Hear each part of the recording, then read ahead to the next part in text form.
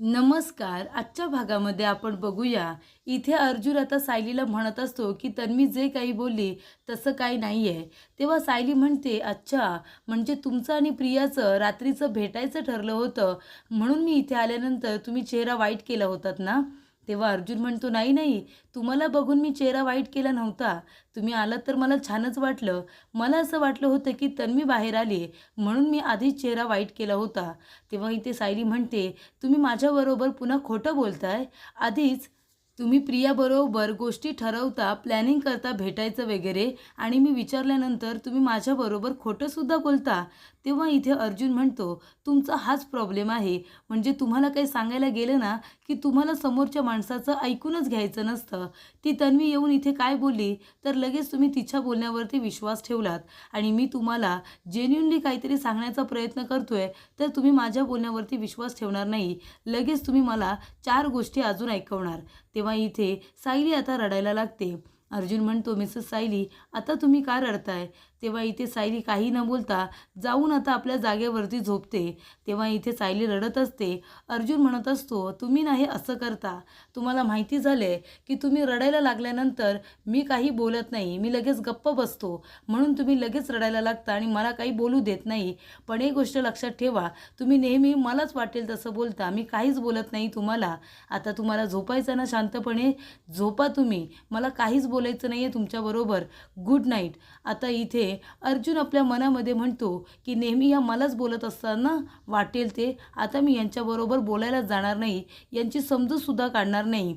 तर इथे आता अर्जुन स्वतःसुद्धा अंगावरती घेतो आणि लगेचच इथे झोपी जातो. तर इथे अर्जुन आणि सायली दोघेही आता एकमेकांवरती रागवलेले असतात.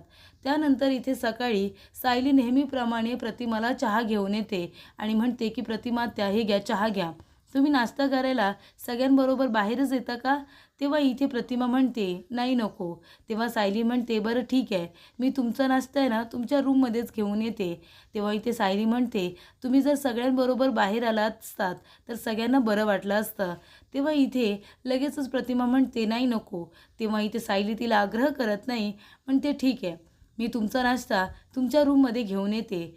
तेव्हा इथे सायली आता बाहेर आलेली असते. पूर्णाजी म्हणते, "काय गं सायली, प्रतिमा इथे सगळ्यांबरोबर नाश्ता करायला येत नाही आहे का?"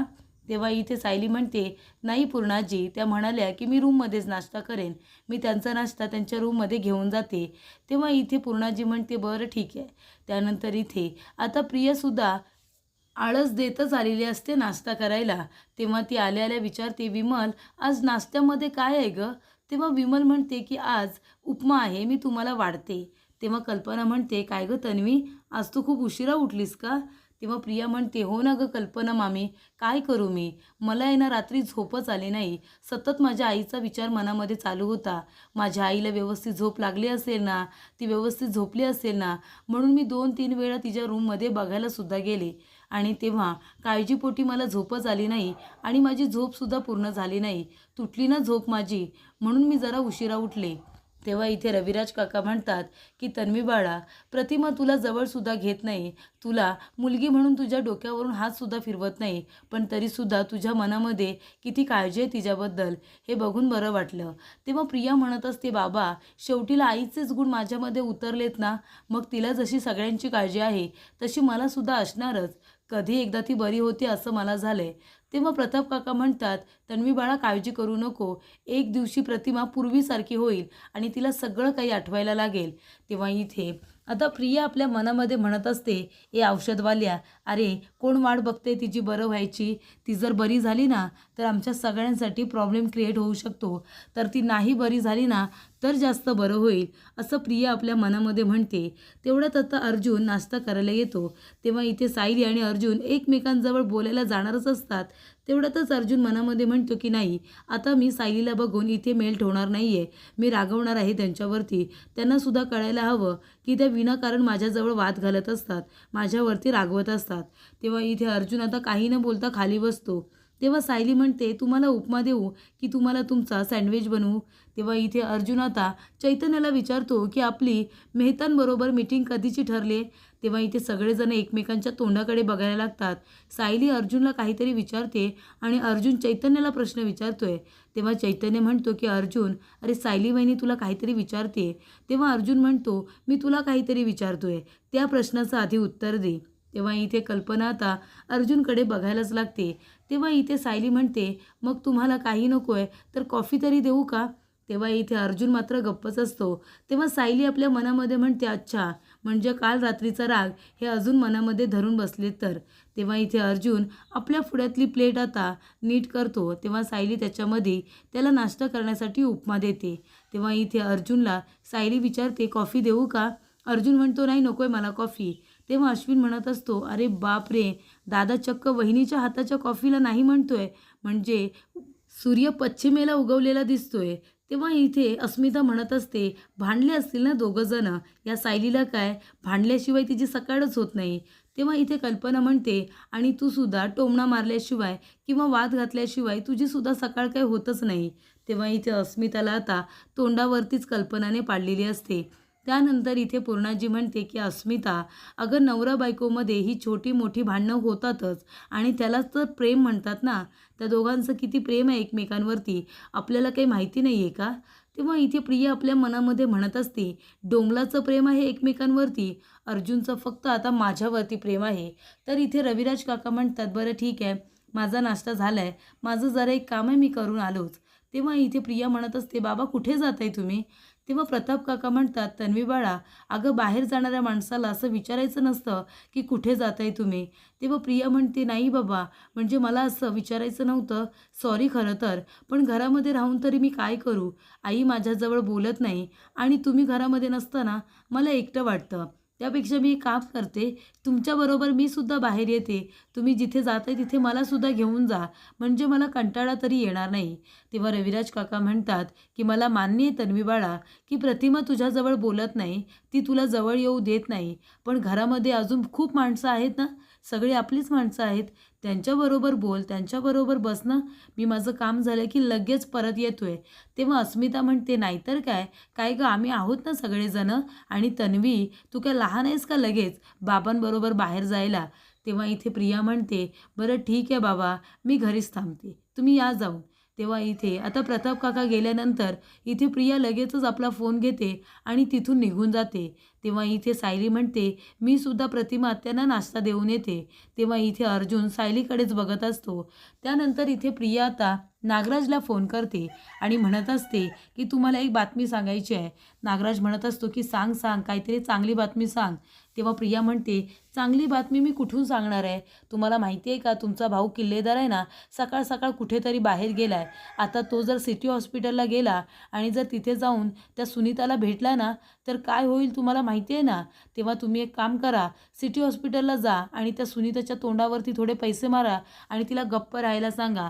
तिने जर सत्य काय आहे ते सांगितलं ना, तर आपण दोघंसुद्धा अडचणीत येऊ. तर इथे सायली आता प्रतिमासाठी नाश्ता बाहेरच घेऊन आलेली असते. तेव्हा इथे सायलीने दिलेला उपमा प्रतिमा खाते, पण तिला ठसका लागतो. तेव्हा इथे सायली लगेचच तिला पाणी प्यायला देते. तेव्हा सायली म्हणत असते, प्रतिमा आत्या, मी या उपम्यामधल्या सगळ्या मिरच्या आहेत ना बाजूला काढल्यात, म्हणजे तुम्हाला ठसका नाही लागणार. तेव्हा सायली म्हणते, प्रतिमा आत्या, मी तुमच्याबरोबर इथे बसले असते, पण मी थोडे लाडू करायला घेतलेत ना, कारण जर भूक वगैरे लागली तर इथे अडीअडचणीला लाडू वगैरे असलेले बरे. तेव्हा इथे प्रतिमाला आता आठवतं, तिने इथे कुसुमताईला मदत केलेली असते. त्यानंतर दोघीजणी एकत्र राहिलेले असतात आणि इथे प्रतिमा जात असताना अन्नपूर्णा निवासमध्ये सुद्धा आलेली असते. ती आता सायलीला ते सांगण्याचा प्रयत्न करत असते, पण सायलीला ते काही कळत नाही. सायलीला आता कल्पना आवाज देते. तेव्हा सायली बाहेर येऊन विचारते की आई काय झालं?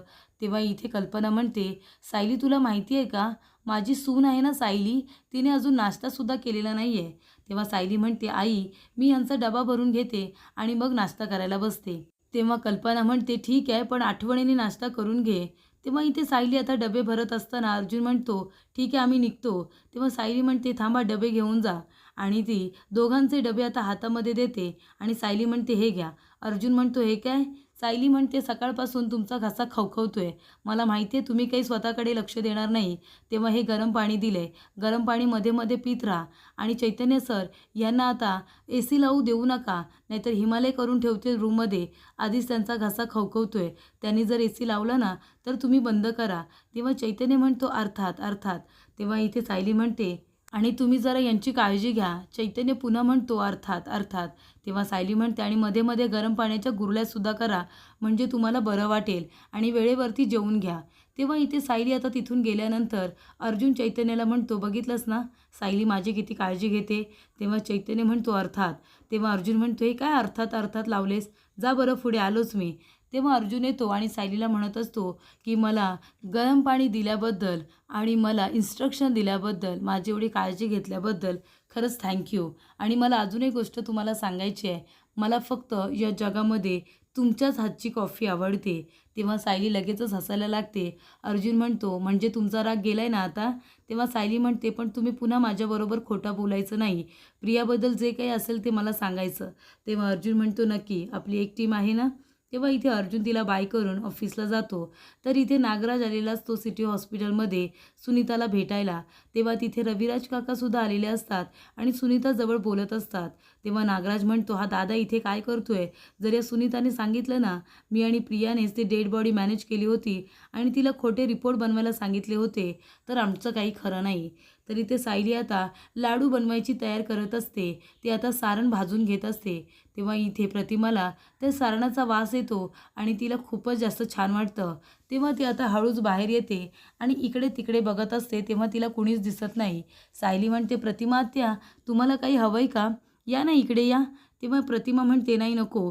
सायली म्हणते बरं ठीक आहे बसा तिथे, पण काय हवं असेल तर मला नक्की सांगा हां. तर पुढील भागामध्ये आपण बघूया. इथे प्रतिमा सायलीला म्हणते की माझ्याकडे दे आणि ती आता स्वतः सारण भाजून घेते. तेव्हा इथे सायलीला खूप कौतुक वाटतं. त्यानंतर इथे आता सायली इथे पूर्णाजी आणि प्रतिमाला खुणावते, कारण त्या दोघीजणी इथून लांबून आता प्रतिमाकडे बघत असतात. तेव्हा इथे पूर्णाजीला खूप कौतुक वाटत असतं. कितीतरी वर्षानंतर किचनमध्ये प्रतिमा लाडू बनवत असते. तेव्हा इथे प्रतिमाचं लक्ष आता पूर्णाजीकडे जातं आणि ती लगेचच लाडू हातातून खाली ठेवते आणि आपल्या रूममध्ये निघून जाते. पूर्णाजी लाडू खाते आणि म्हणते की एवढ्या वर्ष प्रतिमा आपल्यापासून दूर होती, पण तिच्या हाताची चव मात्र तशीच आहे. ती आपल्याला जरी विसरली असली ना तरी चव विसरलेली नाही आहे. तेव्हा सायली म्हणते पूर्णाजी जर प्रतिमा आता आपल्या सगळ्यांबरोबर मनमोकळेपणाने वावरायला हवी असतील ना तर फक्त एकच मार्ग आहे. तेव्हा कल्पना म्हणते स्वयंपाकघर. तेव्हा सायली म्हणते हो स्वयंपाकघर.